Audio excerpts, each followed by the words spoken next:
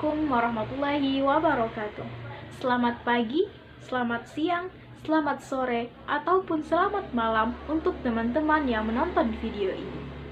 Perkenalkan, nama saya Nelly Agustin, mahasiswa Universitas Negeri Padang, Program Studi Pendidikan Ilmu Pengetahuan Alam, kelas B tahun masuk 2022. Baiklah teman-teman, pada kesempatan kali ini saya akan membahas sebuah materi yang mungkin sudah sering kita dengar sejak kita SD, yaitu mengenai individu, populasi, dan komunitas. Pulang kuliah beli gorengan, gorengan dibeli masih hangat. Selamat belajar teman-teman, semoga kita tetap semangat. Baiklah, yang pertama kita akan membahas individu. Apakah itu individu? Individu adalah suatu organisme yang tidak dapat dibagi lagi. Artinya, individu ini adalah organisme yang berjumlah satu. Contohnya adalah seekor harimau, sebatang rumput, dan seorang manusia. Jadi teman-teman, kita ini adalah termasuk ke dalam individu. Nah, teman-teman, jelaskan apa itu individu? Selanjutnya, individu ini juga memiliki sifat atau ciri tertentu yang membedakannya dengan populasi ataupun komunitas. Yang pertama adalah umur. Suatu individu pasti memiliki umur. Contohnya saja kita. Umur kita sekarang 19 tahun, 20 tahun, ataupun beberapa tahun. Yang kedua adalah ukuran. Contohnya saja manusia. Ukuran ini mencakup tinggi badan dan berat badan. Yang ketiga ada jenis kelamin. Yang kita kenal jenis kelamin ada dua, yaitu jantan dan betina. Jadi tidak ada waria ya teman-teman, tidak ada di antara jantan dan betina. Hanya ada jantan-jantan saja atau betina-betina saja. Yang keempat adalah perilaku. Perilaku ini mencakup bagaimana cara kita beradaptasi dengan lingkungan kita. Yang kedua, kita masuk kepada populasi.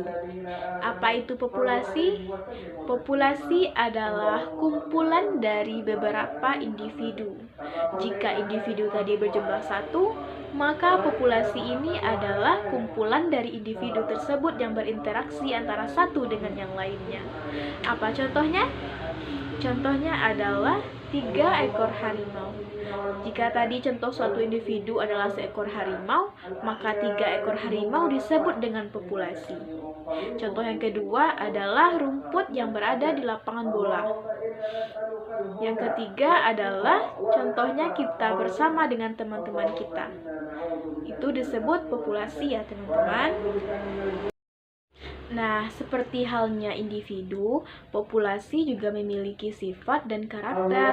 Yang pertama adalah kerapatan atau kepadatan.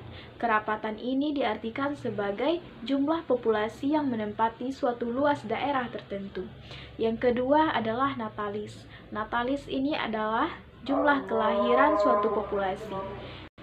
Yang ketiga adalah mortalitas. Mortalitas adalah kebalikan dari natalis. Jika natalis adalah jumlah kelahiran pada populasi, maka mortalitas adalah jumlah kematian pada populasi. Yang keempat adalah distribusi umur atau penyebaran umur. Di dalam suatu populasi, tidak mungkin semua umur makhluk hidup tersebut sama rata. Contohnya saja dalam suatu keluarga, tidak mungkin antara ayah dan anak umurnya sama. Jadi maksudnya distribusi umur adalah dalam suatu populasi terdapat beberapa jenjang umur, dan dalam suatu populasi tersebut tidaklah sama umur antara satu makhluk hidup atau satu individu dengan individu yang lainnya. Yang kelima adalah potensi biotik. Potensi biotik adalah kemampuan suatu populasi untuk bereproduksi. Yang keenam adalah dispersi atau penyebaran. Penyebaran ini adalah bagaimana suatu populasi hidup di alam. Ada yang secara acak, ada yang secara merata, dan ada yang secara berkelompok. Yang terakhir atau yang ketujuh adalah pertumbuhan. Suatu populasi dikatakan mengalami pertumbuhan apabila laju kelahiran atau natalis lebih tinggi daripada laju kematian atau mortalitas. Baiklah, yang ketiga kita akan membahas apa itu komunitas. Jika individu adalah satu makhluk hidup dan populasi adalah kumpulan dari individu yang sejenis, maka komunitas adalah kumpulan dari beberapa populasi yang berinteraksi dalam suatu lingkungan. Contohnya adalah dalam suatu hutan terdapat populasi harimau, populasi rusa, dan populasi ikan yang ada di rawa-rawa dalam hutan tersebut. Ketiga populasi tersebut melakukan interaksi satu sama lain, maka interaksi tersebut dinamakan dengan komunitas. Nah, sekianlah pembelajaran kita pada hari ini. Semoga teman-teman semua bisa memahami apa yang saya sampaikan tadi.